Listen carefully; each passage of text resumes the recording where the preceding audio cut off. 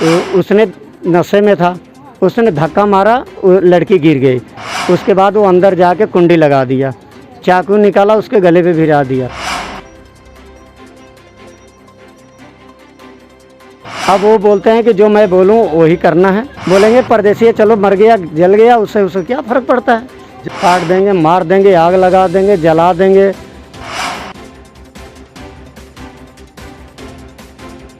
कानून है कि लड़कियों को अकेले लेके जाया जाता है कोर्ट में, उसकी माँ बाप को, भाई को, किसी को नहीं लेके जाया जाता है। ये कौन सा कानून है। आप लोग देख रहे हैं बाघा एक्सप्रेस और मैं हूं राहुल खत्री। इस समय जहां मैं मौजूद हूं वहां पर ये तमाम मोहल्ले वाले, ये जुगड़ बस्तियों में रहने वाले लोग कल यहां पर बाहर थे और प्रदर्शन कर रहे थे एक व्यक्ति के खिलाफ। हिंदुस्तान में बात करें या दुनिया भर में बात करें, बहुत बार हम देखते हैं रेप केसेस सामने आते हैं और जब तक उस रेपिस्ट को सज़ा मिलती है तब तक शायद बहुत देर हो जाती है। यहाँ पर भी एक रेप का मामला सामने आया है और हमारी जानकारी के मुताबिक ये 9 तारीख की दोपहर लगभग अंदाज़न 2-2:30 बजे के आसपास का ये मामला है। और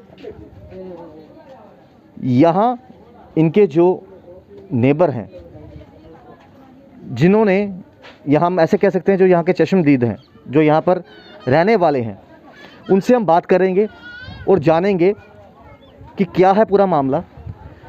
आज 11 तारीख हो चुकी है। कल आप तमाम मोहल्ले वाले, बस्तियों वाले बाहर आए थे और बाहर प्रदर्शन भी किया आपने उस व्यक्ति के खिलाफ। ये 9 तारीख दोपहर 2:30 बजे के आसपास का मामला है। क्या है पूरा मामला, तमाम लोग जानना चाहेंगे। सर, हम दिहाड़ीदार बंदे हैं। हम लोग अपने अपने काम पर सुबह 9 बजे, 8:30 बजे ही हम निकल जाते हैं कि 9 बजे अपने टाइम पर पहुंचेंगे, तभी हमारी दिहाड़ी मिलेगी। अगर हम 10 मिनट लेट होते हैं तो मालिकों की 10 गालियाँ, 10 बातें हमें सुननी पड़ती है। इसलिए हम चाहते हैं कि हम 10 मिनट पहले वहाँ पहुँचें। इसलिए हम लोग अपने टाइम से सभी लोग काम पर निकल गए थे। बच्ची कोठी करती थी, बच्ची का उस दिन तबीयत ख़राब था, उस दिन वो नहीं जा सकी। घर में बोली कि मम्मी मैं आज काम पर नहीं जाऊंगी, हमारी तबीयत सही नहीं है।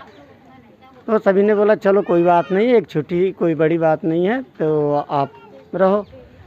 तो घर पे थी। करीब 2:30 बजे की बात है, 2-2:30 की बात है। बच्ची गई पानी लेने के लिए किसी ट्यूबवेल के पास में।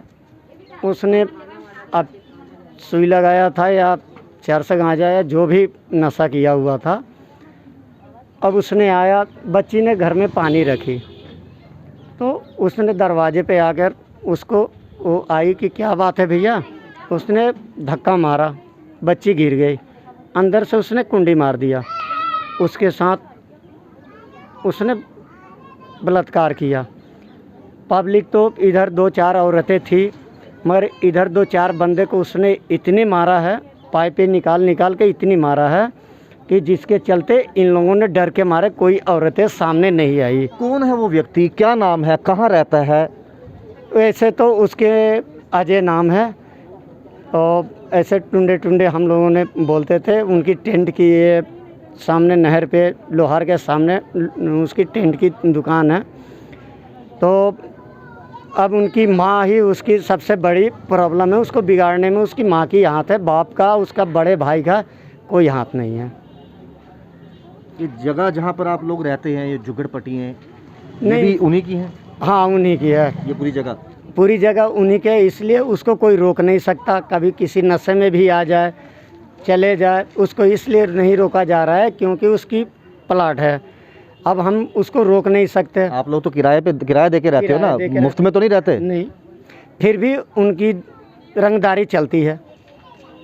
अब वो बोलते हैं कि जो मैं बोलूँ वही करना है, नहीं तो इधर से काट देंगे, मार देंगे, आग लगा देंगे, जला देंगे। तो इसके चलते हम परदेसी है, अगर किसी के ऊपर दुर्घटना हो जाती है तो हमारे पीछे कौन आएगा, हमें कौन पूछेगा? कोई पूछेगा? बोलेंगे परदेसी है, चलो मर गया जल गया, उससे उसे क्या फ़र्क पड़ता है। जब जिस तरीके से आपने बताया वो व्यक्ति यहाँ पर आया, दरवाज़ा तोड़ा, यहाँ पर कुछ लोग मौजूद थे, उन्होंने प्रयास नहीं किया कि उसको दरवाजा रोका वो जाए, तोड़े खोला नहीं जाए, थे। कोशिश किया जाए? नहीं, दरवाज़ा तोड़े नहीं थे, लड़की ने पानी भरने गई थी, जी, पानी भर के वो अंदर रखने गई। उस वक्त वो आगे दरवाजे पे खड़ा हुआ। खड़ा होने के बाद लड़की ने बोली क्या बात है, क्या करना, आपको क्या चाहिए? तो उसने नशे में था, उसने धक्का मारा, वो लड़की गिर गई। उसके बाद वो अंदर जाके कुंडी लगा दिया, चाकू निकाला उसके गले पे भिरा दिया। मैं जो बोल रहा हूँ वो कर, नहीं तो मैं काट दूंगा। ऐसे एक्चुअली औरतें ये सब घर पे ही थी, मगर उसने देखी है कि बहुत से बंदों को उसने पिटाई कर चुका है इधर किराएदारों को। इसके डर से जब बंदों को पिटाई कर सकता तो औरतें कहाँ सामने आएगी? जब बंदों को नहीं बकसता है तो औरतें कैसे सामने आएगी? पहले जब आपने कहा कि बहुत से लोगों को यहाँ उसने पीटा है क्योंकि मालम खान का बेटा है जी, वो, इस कमरे वाले को पीटा है। तो कभी कंप्लेन लिखाई उसके खिलाफ, FIR करवाई? इन लोगों ने डर से नहीं कोई काम किया, डर के मारे कि आज मुझे मारा है, अगर हम कंप्लेन कराएंगे कहीं जाएंगे तो नशेड़ी बंदा है, कहीं मार दे, कहीं काट कर फेंक दे, हमें कौन पूछता है? अभी तक शुरुआती अगर बात करें तो पुलिस में कंप्लेन दर्ज हो चुकी है, क्या पुलिस अभी कह रही है कहाँ तक मामला पहुँचा है? क्या लड़का वो मिल पाया है या अभी भी वो फरार है? सर देखिए, ये मामला आज 3 दिन हो गया ना, 9 से आज 3 दिन हो गया। परसों की बात है, लगभग 2:30 बजे की बात है। 2:30 बजे उन्होंने ये कांड हुआ है। लड़का निकला है 5 बजे। जब वो निकला वहाँ भी देखने वाले इसी प्लाट के औरत है जो देखी है उसको निकलते, अब पीछे से रोती वो लड़की निकली है। वो बोलने के लिए भी तैयार है, जो हमने हिम्मत दिया है उसको बोलने के लिए, ताकि जागो अभी। आज हमारे साथ है, कल दूसरे के साथ होगा, परसों तीसरे के साथ होगा, किसी के साथ भी हादसा हो सकती है। सभी सरकार बोलते हैं कि औरतों को रक्षा किया जा रहा है, कहाँ औरतों को रक्षा किया जा रहा है? पहले की तरह तो वही हाल हो रही है, ना किसी की औरतों की रक्षा की जाए, ना किसी लड़कियों की रक्षा की जा रही है। ये तो सिर्फ कहने की बात है। परदेसी है इसका मतलब क्या है कि कोई जाएगा जो मर्जी वो बोल के चला जाएगा, जो मर्जी वो करके चला जाएगा। हम परदेसी है इसलिए हमारी कोई इज्जत नहीं है? हम भी इंसान हैं, हम भी जीना चाहते हैं, मगर शांति से जीना चाहते हैं। ना हम लड़ाई चाहते हैं, ना संग्राम चाहते हैं। हम यही भाईचारा चाहते हैं कि प्यार से हम जिए, प्यार से रहें। मगर जिस प्लाट के मालिक का बच्चा ही ऐसा करेगा, किस प्लाट में कौन सा किराएदार रहेगा? ऐसी प्लाट मालिक को आग लगाकर जला देना चाहिए या उसके बच्चे को जलाकर मार देना चाहिए। अगर हम लोगों के सामने अगर मिल गया हो तो काट देते यहीं पे। मगर बेवकूफ़ ये लोग थे कि औरतों ने गलती की। इन लोगों के इतना दिमाग में नहीं आया कि 100 नंबर पर डायल भी करके पुलिस को बुला ले। इतने डरपोक ये लोग हुए। अगर इन लोगों के पास हिम्मत होती तो आप जानते हैं कि अगर 100 नंबर पर ये लोग फ़ोन करते, ये गुप्त रखा जाता है ना, किसी का नाम तो नहीं आता, किसी का नंबर तो नहीं आता। अगर घर में बैठे भी फ़ोन कर देते तो इनके किसी का नाम नहीं आता, फिर भी ये डर के मारे कांप रहे हैं। अगर कल के दिन अगर इनके पास कोई होगा, कौन जाएगा इसके पास? ऐसे बंदों के पास कौन जाएगा? जब तुम अपने बच्चों को बच्चे नहीं समझे तो दूसरा तेरे बच्चों को कौन समझेगा? कोई नहीं समझेगा। ये लोग जो हैं इंसाफ की गुहार लगा रहे हैं और कोशिश जिस तरीके से उन्होंने कहा अभी पुलिस कर रही है। हमारे साथ यहाँ पर एक और महिला है, इनसे भी हम बात करेंगे।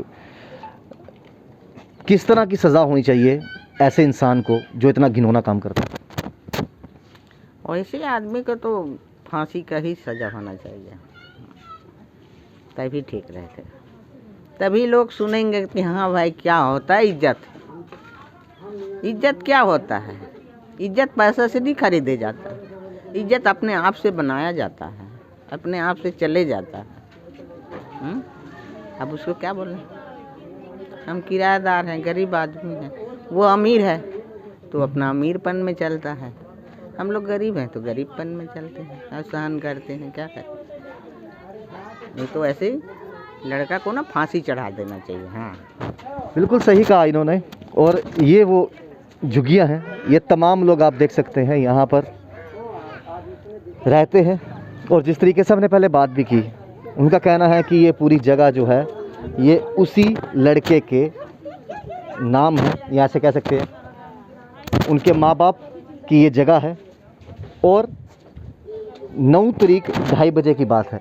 9 तारीख 2:30 बजे की बात है, ये हादसा होता है।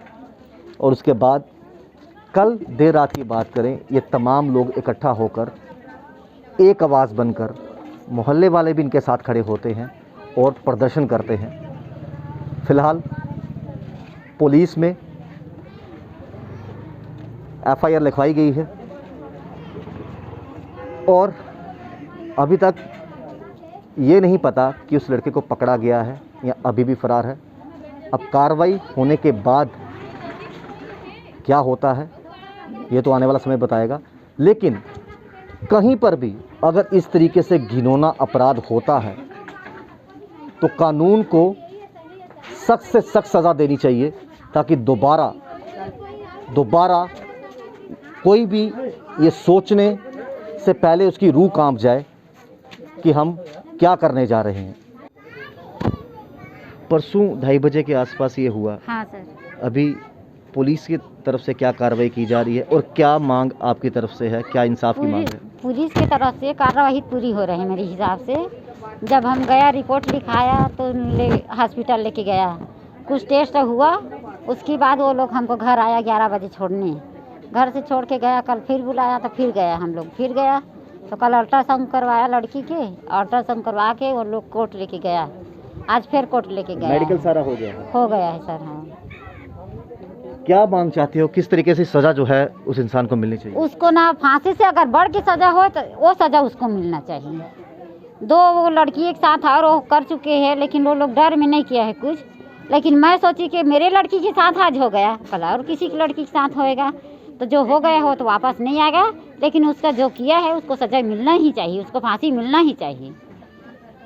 उसका माँ है वो बहुत बढ़ावा दे रहे हैं। कल भी आके हम लोगों को धमका रहे थे, पैसा ले लो, केस को वापस ले लो, के रिपोर्ट कर रहे हैं करके हम लोगों को मारपीट किया। तब फिर ये जितने प्लाट वाले हैं सारे इकट्ठे होके फिर आया।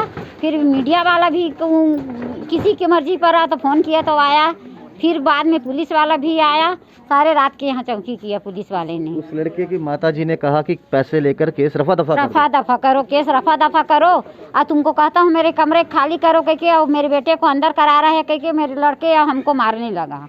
तब शोर शराबा सुनाते हैं, जितने आसपास में है प्लाट वाले सारे लोग आया अपनी मर्जी से। सुना हल्ला को तो किसी को मार रहे कह सब आया।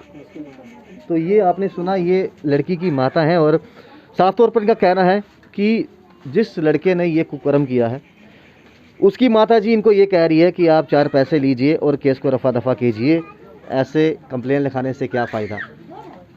बहुत से रसूखदार लोग ऐसे होते हैं जिनको इज़्ज़त की परवाह तब होती है जब इज़्ज़त खुद पर आन पड़े, खुद की इज़्ज़त लुटती हो। तो गरीब की कोई इज़्ज़त नहीं। एक उनके बेटे ने ये घिनौना काम किया और ऊपर से ये कहा जा रहा है कि आप 4 पैसे लीजिए और अपनी ज़ुबान को बंद रखिए और केस को रफा दफा कर दीजिए, वरना इसका अंजाम जो है वो बहुत बुरा होगा। यहाँ तक ये भी कहा जा रहा है कि जहाँ पर आप रहते हो इन बस्तियों में वो खाली कर दो। और आप तस्वीरों में देख सकते हैं ये उनका सामान है जो समेट रहे हैं। और साथ ही साथ ये भी कहा जा रहा है कि कुछ पैसे ले लो, 10-20 हज़ार रुपया, और केस को रफा दफा कर दो, यहीं पर बंद कर दो। अब देखना ये है, इसमें अहम कड़ी है कानून की। अब कानून जो है इस पर किस तरीके से देखता है और क्या फ़ैसला लेता है। क्या गरीब की सुनवाई होगी या दोबारा से पलड़ा भारी जो है वो अमीर का रहेगा। जुड़ रहे वॉइसेस के साथ राहुल खत्री, वॉइसेस के लिए।